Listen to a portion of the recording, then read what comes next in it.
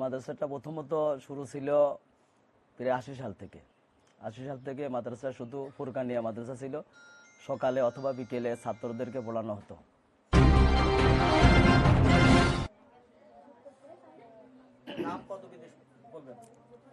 আলহামদুলিল্লাহ আলহামদুলিল্লাহ কাফা ওয়াসসালাতু ওয়াসসালামু আলা ইবাদিহিল্লাহ ইসতাফা আম্মা বাদ।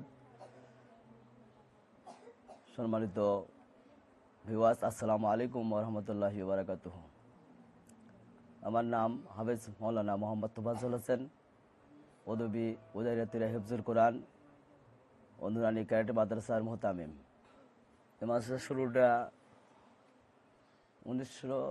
2011 সাল থেকে। এই মাদ্রাসাটা প্রথমত শুরু ছিল প্রায় 80 সাল থেকে। 80 সাল থেকে মাদ্রাসা শুধু ফুরকানিয়া মাদ্রাসা ছিল, সকালে অথবা বিকেলে ছাত্রদেরকে পড়ানো হতো।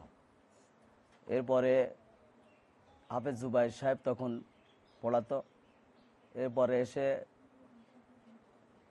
আলহাজ সালামত সাহেবের উদ্যোগে তিনি চিন্তা ভাবনা করেন যে এখানে একটা হিফজুল কোরআন প্রতিষ্ঠা করতে হবে, এবং তার গোষ্ঠীর যারা লোকজন তাদের সাথে আলোচনা করে তিনি এই মাদ্রাসাটা হেফজখানা হিসেবে প্রতিষ্ঠিত করেন 2011 সালে। শুরুতে এখানে তেমন ঘর বাড়ি ছিল না, ঘরটা তেমন ছিল না। পরবর্তীতে সালাম সাহেব এবং তার গোষ্ঠীর লোকজনের, পরিবারের লোকজনের সবাই মিলেই এই ঘরটা তৈরি করে। শুরুতে ছাত্র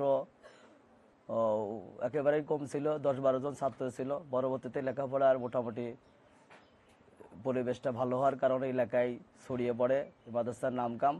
পরবর্তীতে এখন মাদ্রাসার 56 জন ছাত্র আছে। এ পর্যন্ত এই মাদ্রাসা থেকে 16 জন হাফেজ পাগড়ি নিয়ে বের হয়েছে। ইচ্ছা মাদ্রাসাটা সুন্দর করে আল্লাহ রাব্বুল আলামিনের সন্তুষ্টি অর্জন।